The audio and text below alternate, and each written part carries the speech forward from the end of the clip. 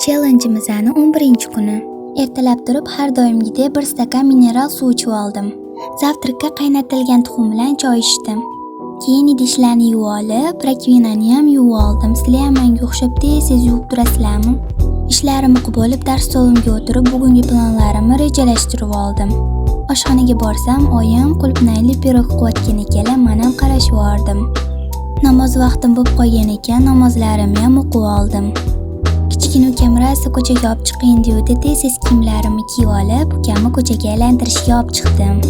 Ko'chada havo rosa yaxshi ekan, ukamga qo'shilib men ham arg'imcha uchib oldim. Har doimgidek o'zimga 2 ta yogurt olib oldim. Ukamga esa mana shunaqa mini ventilyatorcha oldik. Keyin esa shom namozimni ham o'qib oldim.